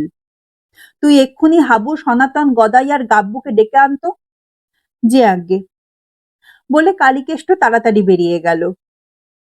ছাউনির মধ্যে সিংহের মতো পদচারণা করতে করতে রাখাল হরি একা একাই বলতে লাগলো, কে লইবে মোর কার্য কহে সন্ধ্যা রবি, শুনিয়া জগৎ রহে নিরুত্তর ছবি। মাটির প্রদীপ ছিল, সে কহিল, স্বামী, আমার যেটুকু সাধ্য করিব তা আমি। কোটি কোটি টাকার ইনভেস্টমেন্ট, বিশাল network, man management, human resource, public relation, accounts, new venture, operation, একটিও কি বেটা পারবে সামাল দিতে? নিঃশব্দে ছাউনিতে ঢুকে হাবু, সনাতন, গদাই আর গাব্বু ভারী বশংবদ ভঙ্গিতে লাইন দিয়ে দাঁড়ালো। আরো কিছুক্ষণ পায়চারি করে রাখাল হরি তাদের সামনে স্থির হয়ে দাঁড়িয়ে বলল, অপারেশন খাদু, প্ল্যান 6, গাঁয়ের নাম মামুনগড়, কাশিরাম রায়ের বাড়ি, সন্ধে 6টার মধ্যে কাজ হাসিল করা চাই। প্রিন্ট আউটের ছবিটা দেখে নে ভালো করে। ছবির সঙ্গে চেহারা নাও মিলতে পারে। ছেলেবেলায় ঘুড়ি ধরতে গিয়ে একবার মাঞ্জা সুতোয় খাদুর কান কেটে যায়। কানের পিছনে কাটা দাগ দেখবি। সাবধান, ভুল লোককে কিন্তু তুলে আনিস না। আইডেন্টিফিকেশন মার্কটা খুব ইম্পর্টেন্ট। যে আজ্ঞে। আর কোনো প্রশ্ন আছে? সনাতন বলল, যে আজ্ঞে কোন কান, বাঁ না ডান? রাখাল হরি ফের কিছুক্ষণ পায়চারি করে বলল, যতদূর মনে আছে বাঁ কান, তবে ডান কান হওয়াও বিচিত্র নয়। এবার বেরিয়ে পড়ো। চারজন নিঃশব্দে বেরিয়ে গেল। রাখাল হরি তার ল্যাপটপ খুলে নিবিষ্ট মনে কাজ করতে লাগলো। মাত্র মাইল 15 দূরে মামুনগড় গাঁয়ে শশীরাম রায়ের বাড়িতে কাশিরাম রায় খুবই বিপন্ন বোধ করছেন। উকিঝুঁকি ব্যাপারটা তার একদম পছন্দ নয়। কেউ আড়াল থেকে লুকিয়ে উঁকি মেরে তাকে লক্ষ্য করছে, এ কথা ভাবলেই তার গা শিরশির করে। এই জন্য ছোটবেলায় চোর চোর খেলার সময় তিনি টেনশন সহ্য করতে না পেরে এই যে আমি বলে লুকোনো জায়গা থেকে বেরিয়ে এসে সদর্পে ঘোষণা করে দিতেন। এই 29-30 বছর বয়সে ফের সেই ছেলেবেলার টেনশনটা টের পাচ্ছেন তিনি। দুনিয়া শুদ্ধ লোক যে কেন বীর বা সাহসীদের ভক্ত তা তিনি কিছুতেই বুঝে উঠতে পারেন না। দুঃসাহসিক কাজ করতে গিয়ে নিজেকে বিপদে ফেলা কি ভালো? সেটা কি দায়িত্বজ্ঞানহীনের মতো কাজ নয়? ভূত প্রেত, গুন্ডা বদমাস, মারকুটে বা রাগী লোক, বাঘ ভাল্লুক এসব তো ভয় পাওয়ার জন্যই সৃষ্টি করা হয়েছে নাকি? সুতরাং ভয় পাওয়াটাও তো নিয়মের মধ্যেই পড়ে। কিন্তু তার দাদু শশীরাম বা বাবা নশীরাম তা বোঝেন কই। দাদু শশীরাম প্রায়ই বলেন, কেশোটা চোর ডাকাত হলেও ভালো ছিল, তাহলেও বুঝতাম একটা তালেবর হয়েছে, কিন্তু এ তো বংশের নাম ডোবালো। এমন ভীতু কাপুরুষ এবং ব্যক্তিত্বহীন ছেলেকে যে নিজের নাতি বলে পরিচয় দিতেও আমার লজ্জা করে। কাশীবাবুর বাবা নশীরাম তো আরো 1 ডিগ্রি সরেস। তিনি তার পুত্রের উপর এতই বিরক্ত যে প্রাতঃকালে তার মুখদর্শন অবধি করেন না তিনি। সারাদিন কুলাঙ্গার বলে গালি দেন। কাশীরামের ভরসা হলো মা আর ঠাকুরমা, তারা তার পক্ষ নেন বটে, কিন্তু বাবা বা দাদু তাকে মানুষ বলেই গ্রাহ্য করেন না। ঠাকুরমা প্রায়ই বলেন, ভয় ভীতি থাকাই তো ভালো, তোর বাপু বাপ দাদার মতো আহাম্মক হওয়ার দরকার কি? তোর দাদু বীরত্ব ফলাতে গিয়ে তো কতবার মরতে বসেছে, সেবার হিরুগুন্ডার দায়ের কোপে গলা তো অর্ধেক নেমেই গিয়েছিল, বাঁচার কথাই নয়। শশধর ডাক্তার আর 5 কড়ি কোবরেজের মতো ধন্বন্তরী ছিল বলে গলা জোড়া লাগলো। আর তোর বাপেরই কি বুদ্ধি শুদ্ধি আছে নাকি? গোলা বারুদের সামনে বুক চিতিয়ে বীরত্ব দেখাতে গিয়ে কতবার যে মরতে বসেছে। এখনো নাকি একটা গুলি পাঁজরে সেঁধিয়ে আছে, সেটা আর বের করা যায়নি। মা বলেন, তুই যেমন আছিস তেমনই থাক বাবা, অন্যরকম হয়ে কাজ নেই তোর। তোর বাপ দাদার হলো সন্ডা গুন্ডার ধাত, ভদ্রলোকদের ওরকম হওয়ার তো কথাই নয়। কিন্তু সমস্যা হলো বিজয়বাবু। দুর্ভাগ্যবশত তিনি একজন বীর পূজারী। বীর জামাই না হলে মেয়ের বিয়েই দেবেন না। তাই শশীরামের নাতি আর নশীরামের ছেলে এই কাশীরামকে মেয়ে বুচির জন্য দেগে রেখেছেন। সম্বন্ধটা এনেছে দ্বিজপদ। শশীরাম একদিন দ্বিজপদকে ডেকে বলেছিলেন, বলছি তুই তো ঘটকালিও করিস, দেখ তো বাবা ডাকাবুক্কো ডান পিঠে হান্টারওয়ালি গোছের একটা মেয়ে পাস কিনা। আমার এই অপগণ্ড ভিতুরডিম কাপুরুষ নাতিকে ওই মেয়েটার সঙ্গেই বিয়ে দেব। ডাকাবুকো একটা মেয়ের পাল্লায় পড়ে যদি ওর একটু উন্নতি হয়। তা বুচিকে সকলেরই খুব পছন্দ। সে নাকি ঘোড়ায় চড়ে ঘুরে বেড়ায়, বন্দুক পিস্তলে অব্যর্থ হাত, জুজুৎসু জানে, স্কুলের স্পোর্টসে গাদা গাদা প্রাইজ পায়। বুচির বিবরণ শুনে কাশীবাবু খুবই ঘাবড়ে গিয়েছিলেন। বিয়েটা ভেঙে দেওয়ারও ফোন দিয়ে এঁটেছিলেন। কিন্তু সে কথা ধানাই পানাই করে ব্যক্ত করার পরই মা হুমকি দিলেন বাপের বাড়ি চলে যাবেন। ঠাকুরমা কাশীবাসী হওয়ার সতর্কবার্তা জারি করলেন। বাবা আর দাদু সন্ন্যাস নেওয়ার কথা আগাম ঘোষণা করে দিলেন। অগত্যা কাশীরামকে প্রস্তাবটা মেনে নিতে হয়েছে।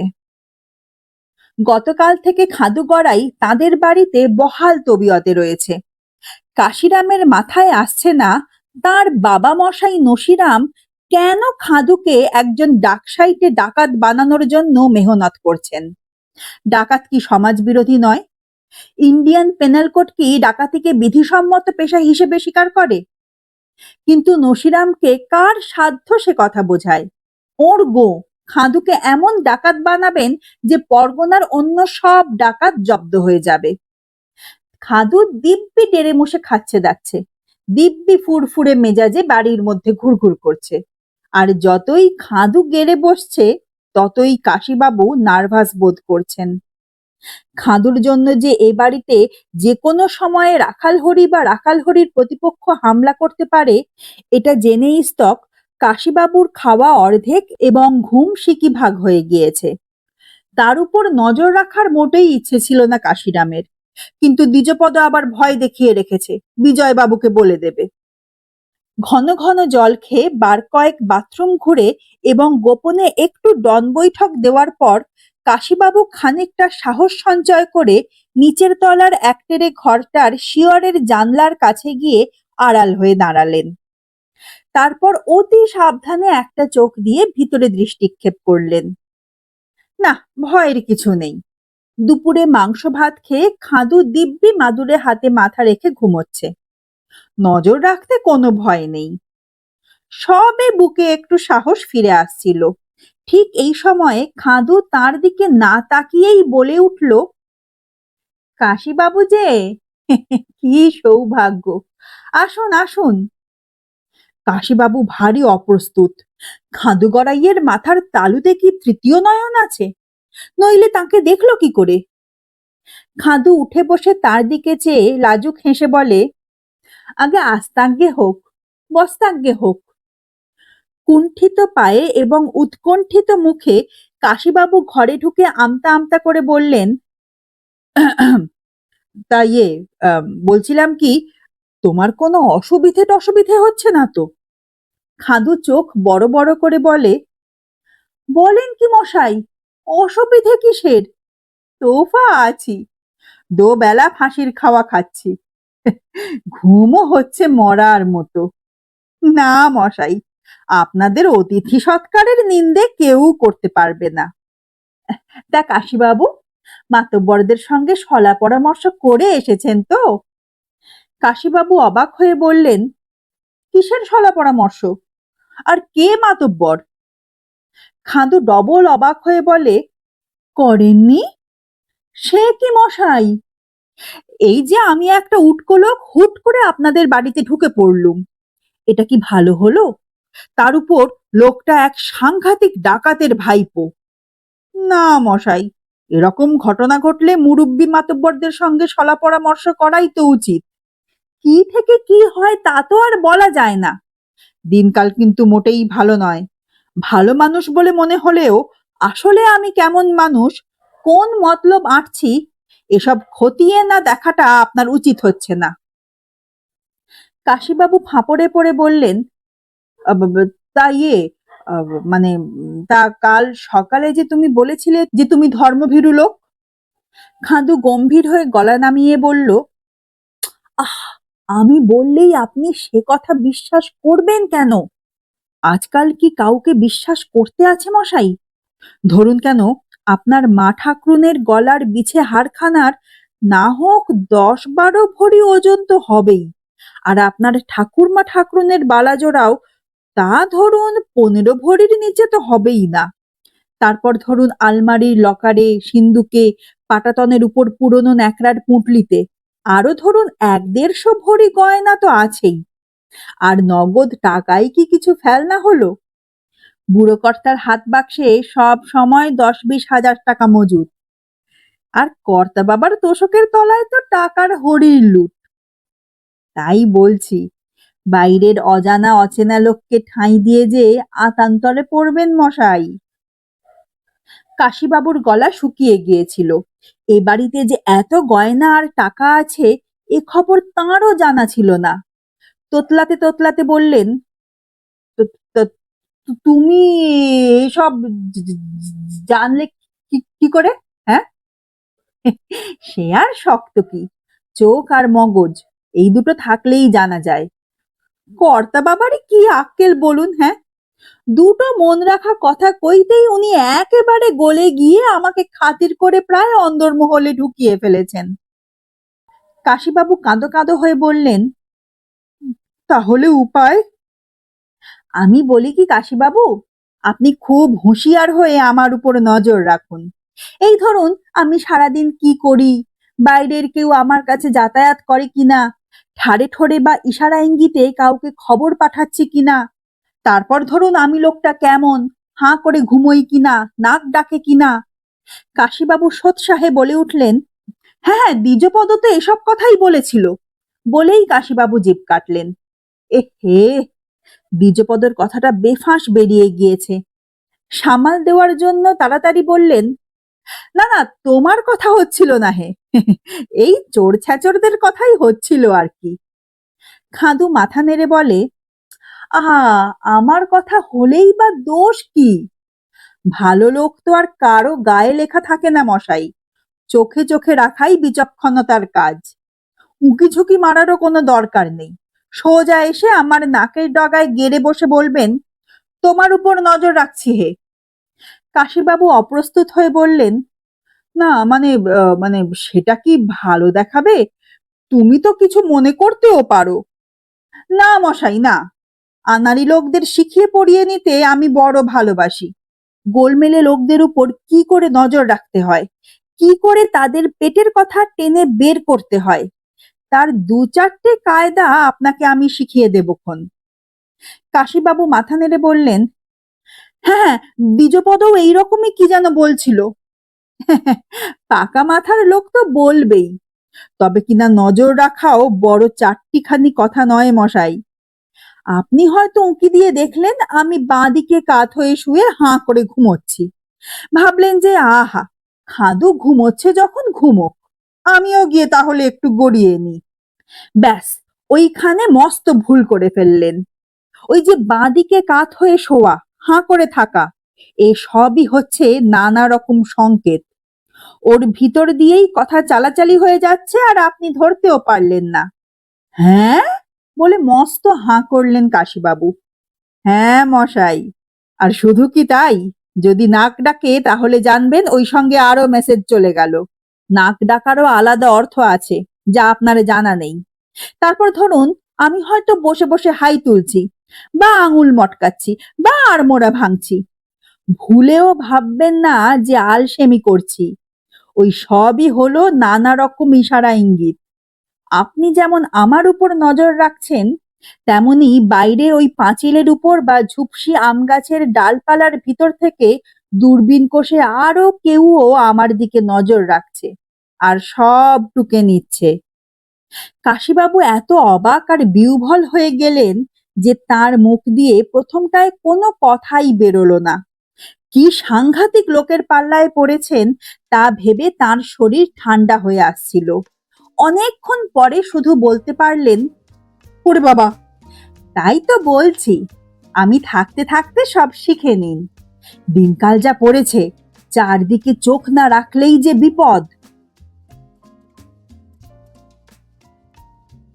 এতক্ষণ আপনারা শুনলেন শীর্ষেন্দু মুখোপাধ্যায়ের ডাকাতের ভাইপো গল্পটির প্রথম পর্ব। এর পরবর্তী পর্ব তথা শেষ পর্ব নিয়ে আমি মিষ্টি ফিরে আসছি আগামী সপ্তাহে। আজ তবে আসি, বাই।